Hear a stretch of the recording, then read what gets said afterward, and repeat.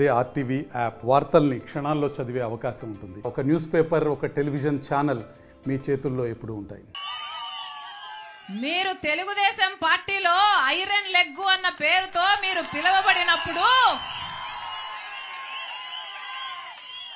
రాజశేఖర్ రెడ్డి గారి గురించి మీరు ఎంతగా దూషణలు చేశారో ప్రజలు ఇంకా గుర్తే ఉన్నాయి.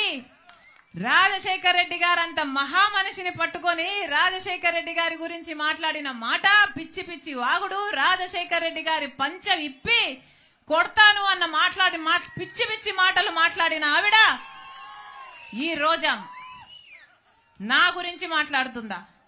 నా గురించి మాట్లాడుతున్నారా? నా గురించి మాట్లాడుతున్నారా?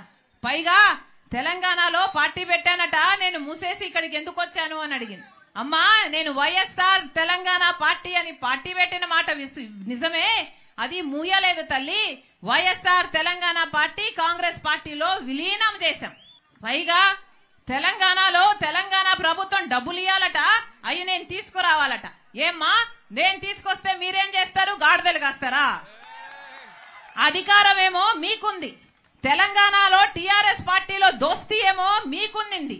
ఈ 5 సంవత్సరాలు వాళ్ళని కౌగులించుకున్నారు, వాళ్ళ స్వీట్లు తినిపించుకున్నారు, వాళ్ళకు అన్నాలు పెట్టుకున్నారు, వాళ్ళని కలిశారు, పక్కపక్క నవ్వారు.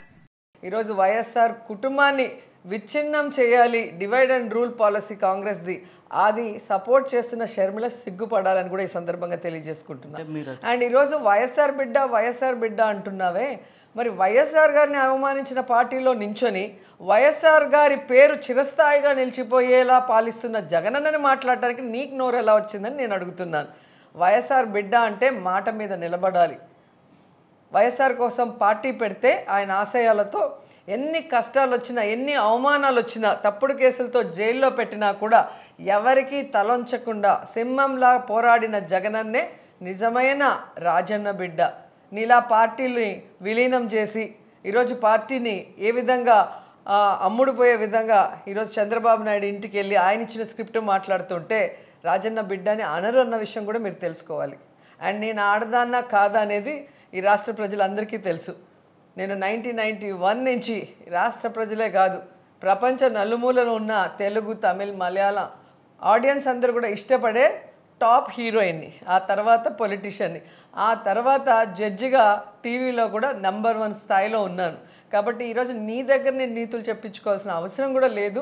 మీకు మర్యాద ఇచ్చేది కూడా రాజశేఖర్ రెడ్డి గారి బిడ్డనే తప్ప మరొకటి కాదు. మరిన్ని వీడియోస్ కోసం ఛానల్ ని సబ్స్క్రైబ్ చేయండి, లేటెస్ట్ అప్డేట్స్ కోసం వాట్సాప్ ఛానల్ ని ఫాలో చేయండి, అండ్ లింక్ డిస్క్రిప్షన్ లో ఉంది.